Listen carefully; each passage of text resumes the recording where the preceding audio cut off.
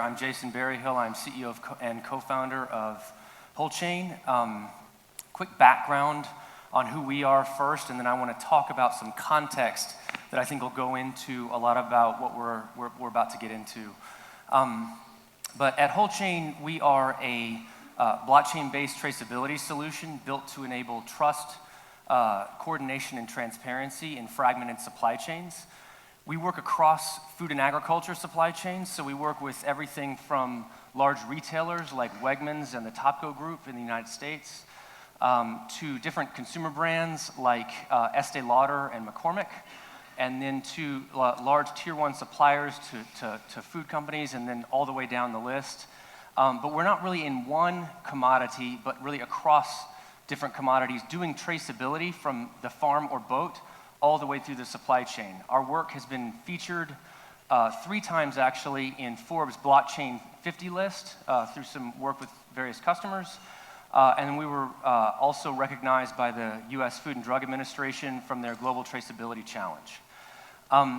For us, the choice of Algorand was pretty simple. What we do is all about scale. So we work with small scale agriculture all the way through supply chains, but really because of the nature of that work, we really need things that can scale really well and have the performance characteristics. And so kind of performance is one of these like non-negotiables, but beyond that, the fact that it's carbon zero, and then I would just say mission alignment is something that was very, very compelling for us. And the fact that we're standing here today, having this impact summit really, I think, further enhances that for sure. So today I want to talk about really quickly one type of agriculture. So seafood and aquaculture, and you might think seafood is a smaller industry, but you might be surprised that 1 out of every 10 people on the planet owe their livelihoods to seafood or aquaculture. That's a UNFAO statistic, so 12% of global livelihoods.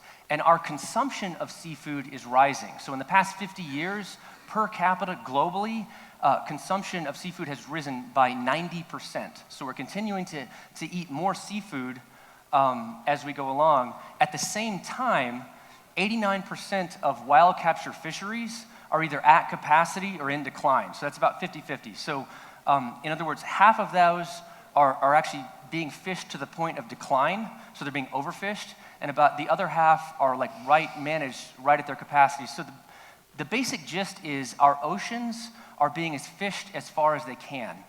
And so the question is, how well are we using that resource? Well, the fact is we're actually throwing away 50% of what we take out of the ocean. We throw it away. It's through supply chain practices, it's through waste, it's through post-consumer waste, all these different things that could change. And these are big opportunity areas and why we come in. So if you look here at this graph, you can see the tapering off and how it flattens off. This is wild capture fisheries. This is the growth of aquaculture, fish farming. And I brought this up because it's a big thing for India. So India's shrimp farms have grown significantly in the past few years, and they're going to continue to grow. So if you look at this stat, in 2022, it's a $7.3 billion industry. In the next 6 years, it's going to double, right? So we're seeing more and more of this, and the point is there's lots of scale happening in the world, and at the same time, there's shifts happening in terms of expectations. So what are driving these? And I'll go through this very quickly. One is consumer behavior. So consumers want the story behind their products. They want this to make sure that human rights are being considered. They want this to make sure that environmental standards are being met. And they also want to make sure that their own food safety is a concern. So it's a big thing for consumers today. They're now really starting to vote with their wallets in terms of wanting to know, where does this food come from, and are we doing responsible sourcing along the way? We meaning food brands and other brands. Another thing that's driving this is regulation. So I just listed a whole bunch of regulations here. Honestly, this list is not exhaustive, right? These are just some regulations that are linked to supply chain transparency. EU deforestation is one that's upcoming that's driving a whole lot of behavior. I wouldn't just say in the EU, but I would say globally, because brands are having to consider changes in order to meet this regulation. The FDA's Food Safety Modernization Act, it's also called FSMA 204 if you want to look it up. It's a massive shift in supply chains requiring traceability back to the farm or boat done a certain way. So, I mean, I could go on and on, but the point is regulatory drivers are shifting behaviors in supply chains. And then finally, profitability. This is a report by Planet Tracker, if you want to look that up. We were actually featured in it, but a 1% investment in the seafood industry could yield a 60% improvement in profitability. So there's all kinds of opportunity happening. And what we do is really connect that opportunity back to the brand. This is one of the brands we work with. Every species in the product line is actually traced back to the farm or boat. And that's throughout US retail. So again, thank you for letting me be here and set the stage here. We even have a couple of our engineers here today, and we're very grateful to be included in this event. And we're very excited about where Algorand is going and where we can be a part of it. Great, thank you, Jason.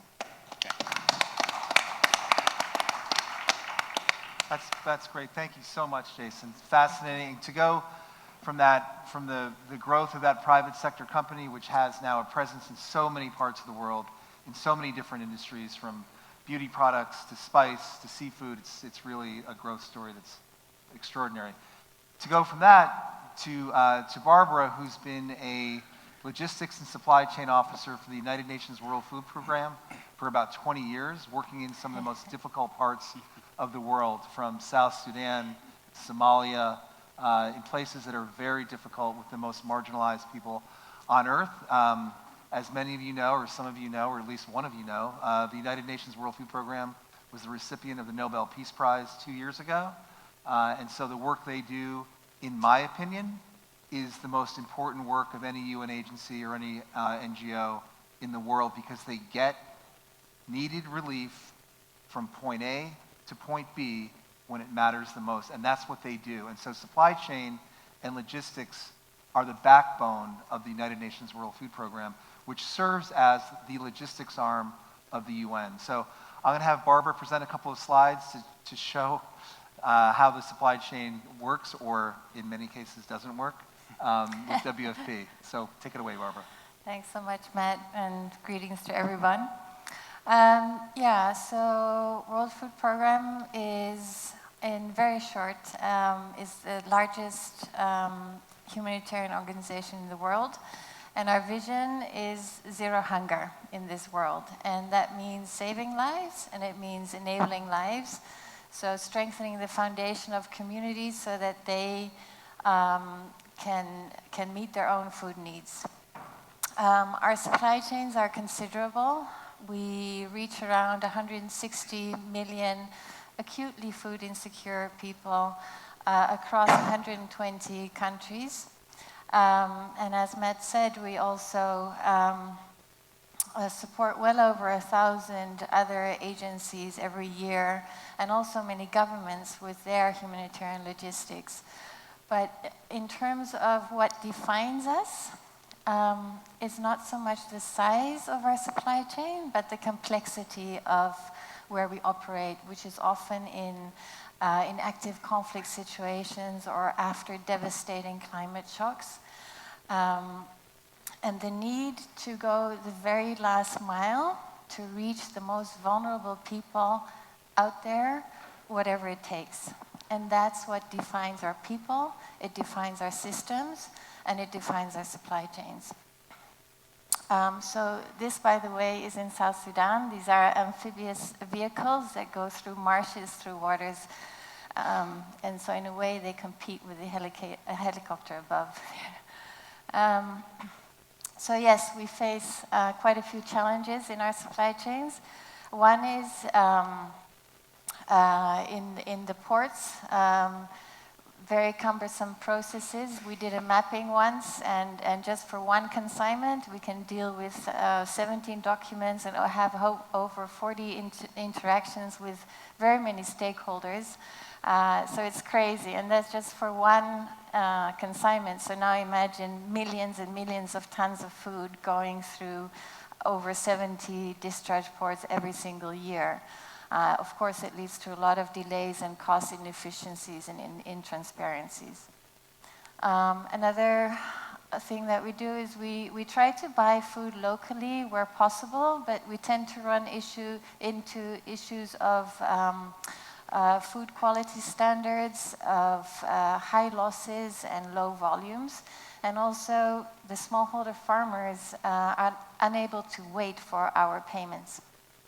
And so we tend to then buy at the aggregate level, but then that makes it more difficult to trace back what exactly we bought from which farmer and how much he or she earned. And that's a big deal for us, because in sub-Saharan Africa alone, around 80% of the farmland is managed by smallholder farmers. We deal with thousands and thousands of smallholder farmers, and we want to contribute to lifting them out of poverty as well. And then lastly, because of our large supply chains, we have very high scope 3 carbon emissions, and we need to shift to more sustainable supply chains.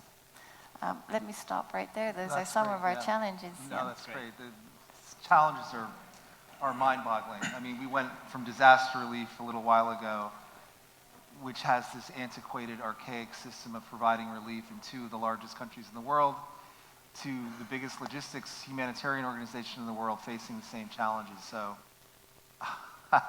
it's ripe for something new.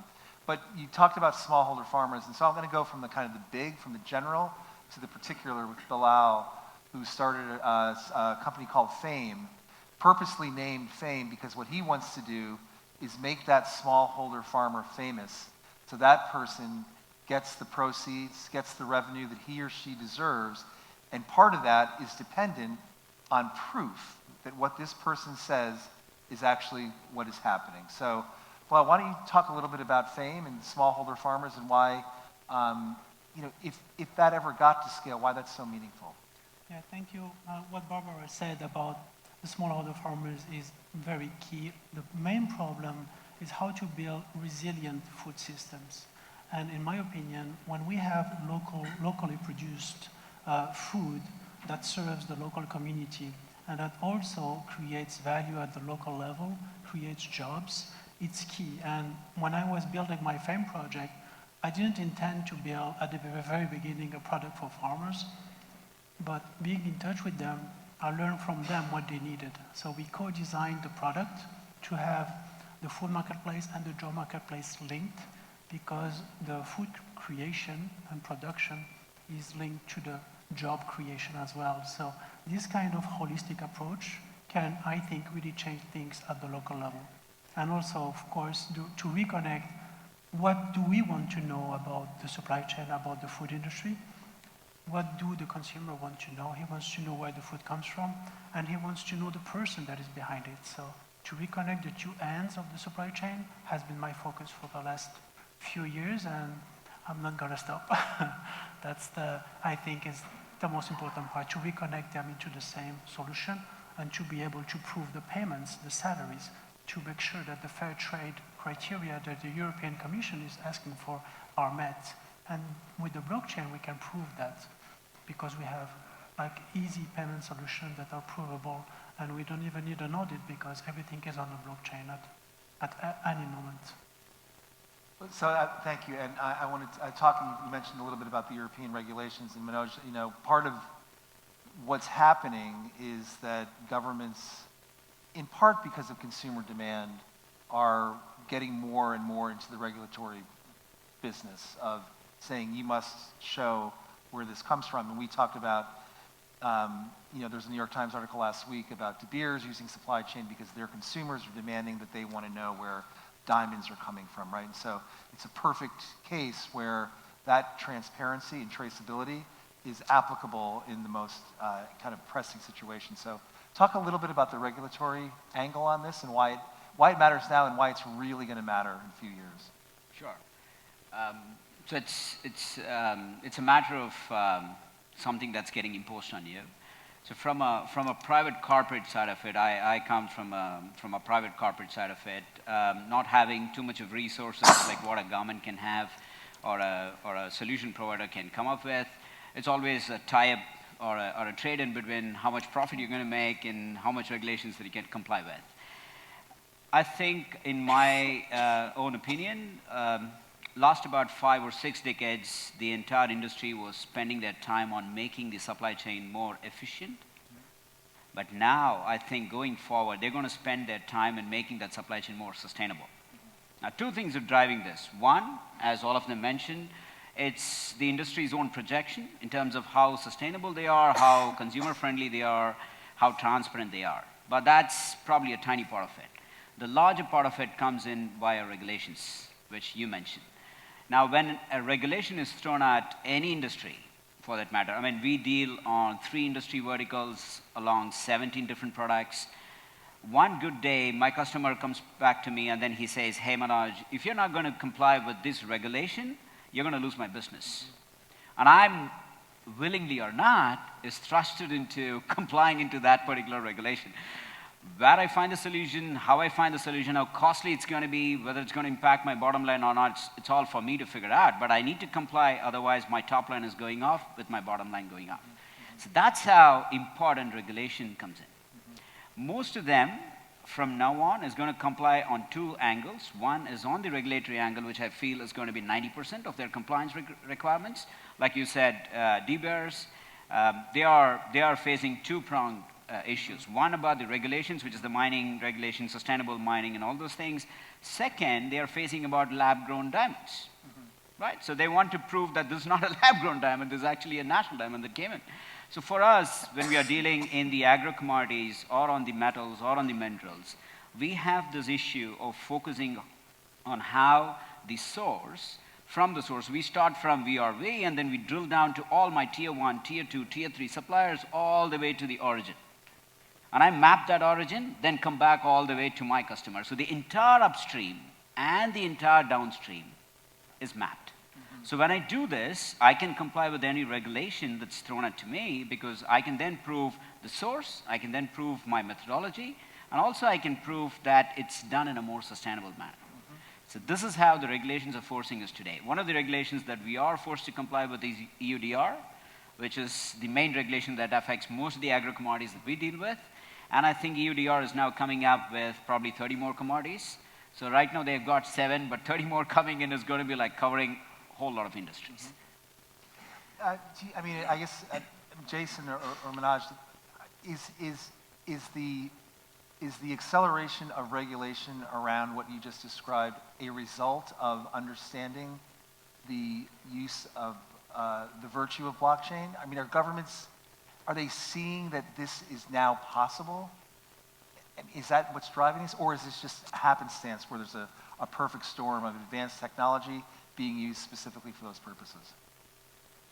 I mean, I've kind of seen it as a convergence of, I mean, one, just the demand and the willpower of industry as well as the demand from consumers, but then also, it's not just one technology, but a bunch of enabling technologies. I mean, when you think about it, the ubiquity of mobile also changes the game, right? And so the fact that the mobile connection can be pretty much anywhere you go, that's a big help.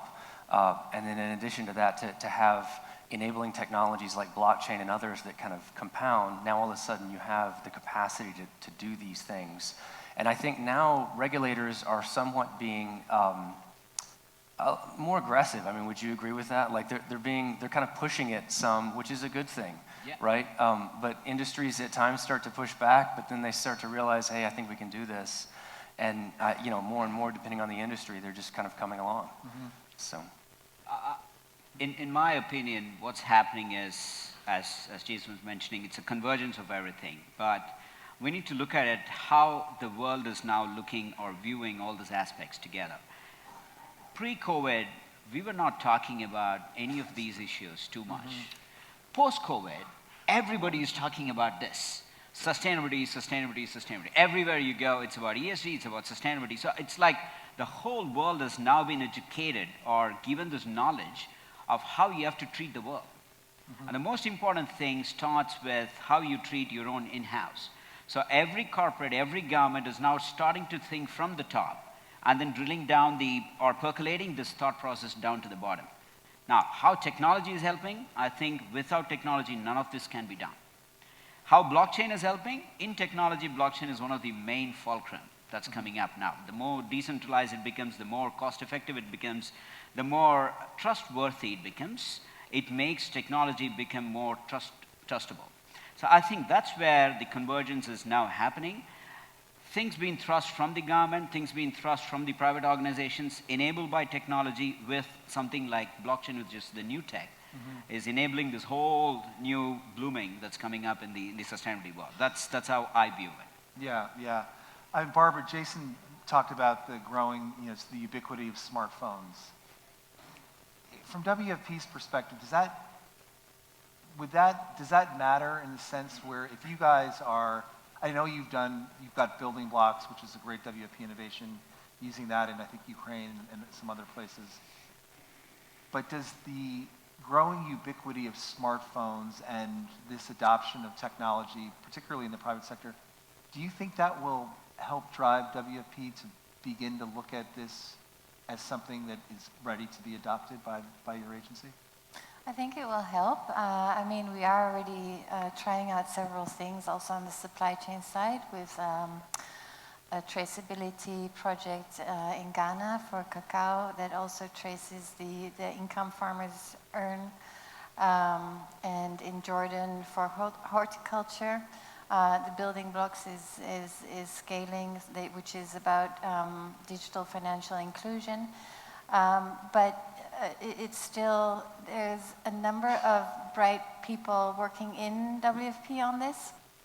But there's only one project so far that has scaled, and I think the regulatory environment in some of the contexts that we operate, if that comes online, and in some countries in Africa, including Kenya, Nigeria, Ghana, South Africa, it's coming online, so that will certainly help. Then yes, the mobile technology and the affinity of users, of our clients in a way, that will also be very important. And then I think we also need to partner more, Matt, because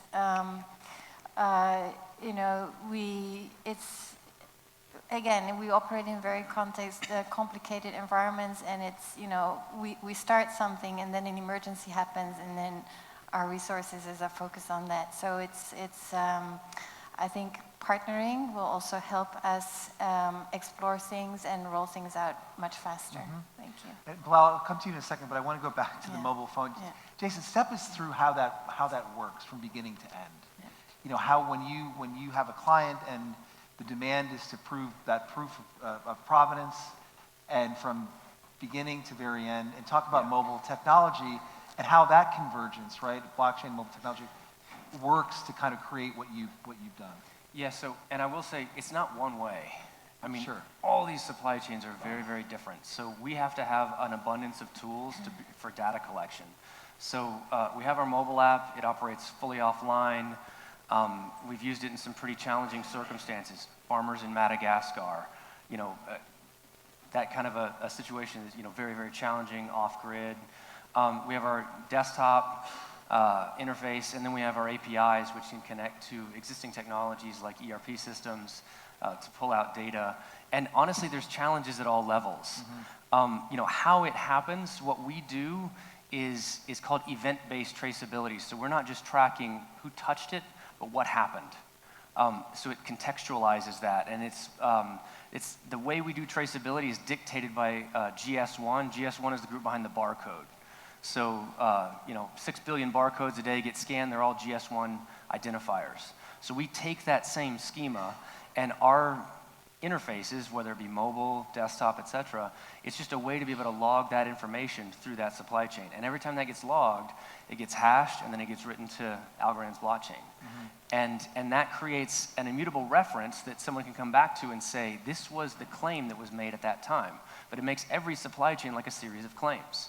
And so now you have, a really accurate, recording of all these different events and all the different, data points on that supply chain, but then also that reference point with the blockchain. And what is that? And what does that mean for the small fishery owner? What does that mean for the company that grows organic products and can actually prove it? What's the human benefit at the end of the day? Well, I mean, first of all, it's hard to apply benefits to people if you don't know who they are. Yeah. For opaque supply chains, I mean, I'll give you one example. cattle farmers in Mato Grosso. So Mato Grosso is like the core of where deforestation is happening in the Amazon, and there's about 80,000 cattle farms in Mato Grosso. So the problem with EUDR, the challenge is what might happen is that brands will just say, great, we'll just avoid that area.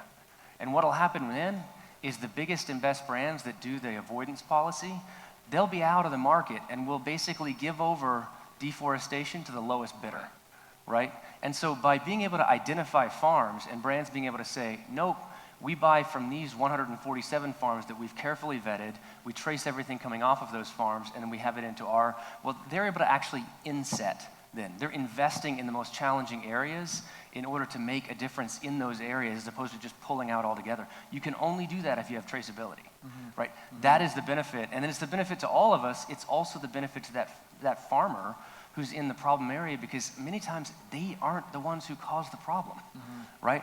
They just happen to be in a challenging spot. Yeah. I'll give a different context to it, because we put money on all this stuff. So we are the ones who are paying out of the pocket. 99% of the time, you go tell a farmer that we're going to give you the sustainable practices, we're going to map your area, we're going to cover you under EU deforestation, they'll say, get lost. But when I say that we're going to do all these things, but you're going to get a premium on your product, because we've done all these things and you are complying with the regulations that we are imposing on you, whether it's EU or they don't care about it, but we give a set of regulations, we give a set of assessment and sustainability policies. They follow that. They feel that they are doing something extra, and the data that they are sharing with us needs to be compensated. So when you tell them that you're going to get probably a $10 extra than what you are getting all these days, that makes him to comply with everything.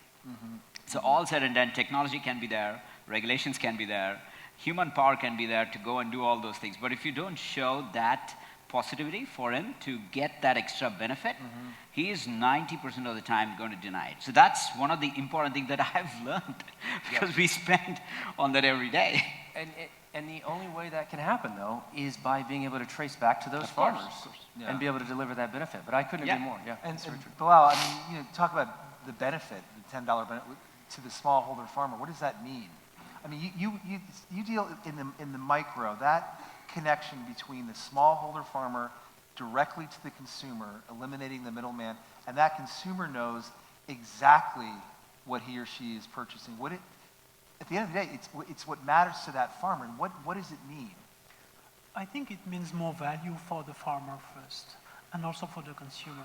The information that gets hidden to the farmers and the consumer, that what makes value of the product. That's how the supply chain professionals create value in this kind of lack of information to the consumer and the producer. If we have a platform that can connect everybody, all the participants, that's what I'm trying to build with FAME. If we have a platform where information can move more easily, even though there are some sensitive data that cannot be shared among the stakeholders, I think that can create tremendous value for the farmers, because the consumer are willing to pay, and that has been proving all over the world, more for a product that they know more about. They know the person behind it, they know the story, they know how they do it, who does that. And those questions are fundamental, and I think that people are becoming more and more conscious about the way they consume.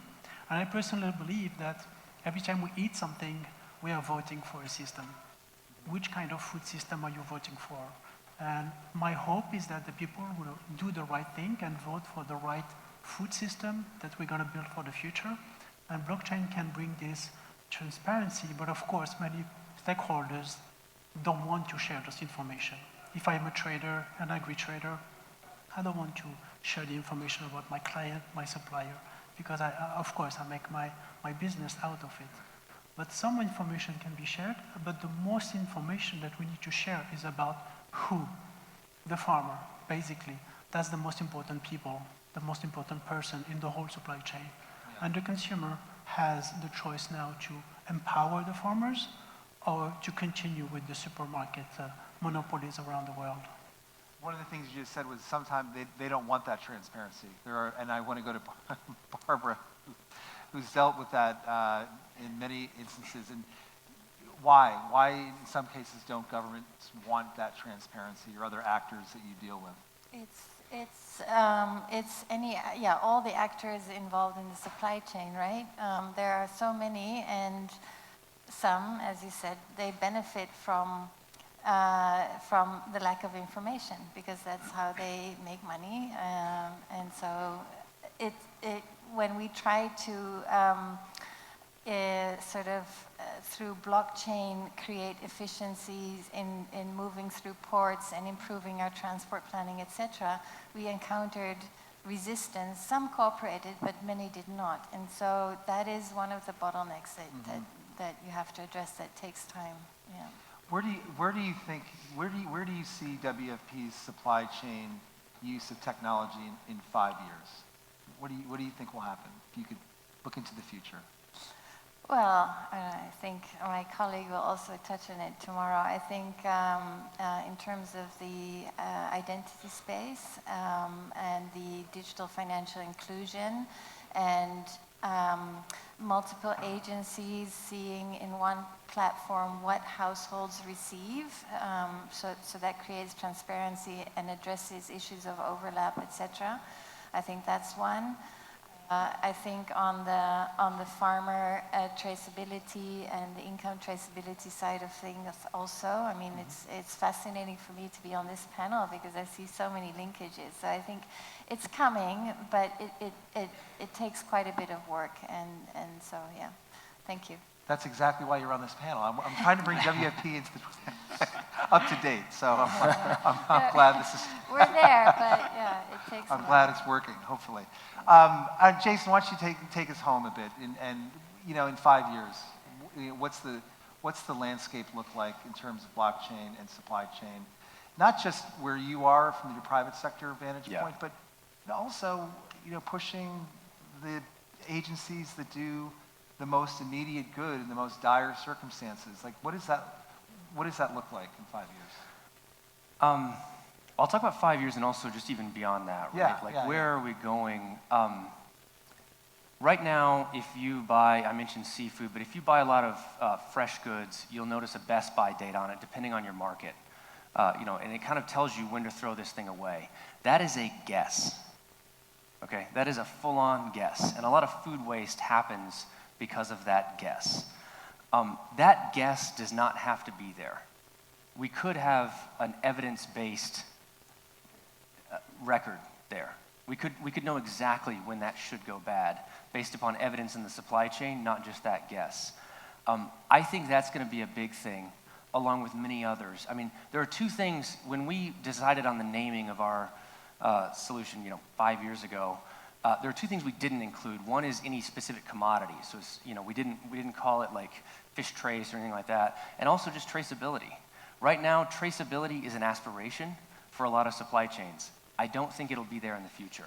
I think it'll be an assumption in supply chains. We will treat supply chains like data pipelines for a very specific, for many purposes. I tell people all the time that I expect that my son one day, he'll have a refrigerator that has a screen on it that tells him when everything inside that fridge is going to go bad. It'll be based upon the lot number that's on the product and when it goes into that fridge, and it will absolutely be tracked. I think we'll track everything. We'll have to. We can't keep using resources the way we're using them today. I mean, I get around a lot, and I see a lot of different supply chains. I get it in a lot of food processing facilities, and there's no way we can use the resources that we have as a global society the way we do right now. We're going to be measuring everything, and that measurement then will lead to better usage. It'll lead to more equitable supply chains. I think it'll lead to a lot of change. And I think that change is just, we're seeing we're on the cusp of it right now, and we're seeing the quakes coming. Yeah. So. Yeah. That's great. And we are exactly out of time. Thank you all for joining this panel, for the discussion, and we'll see you all at dinner.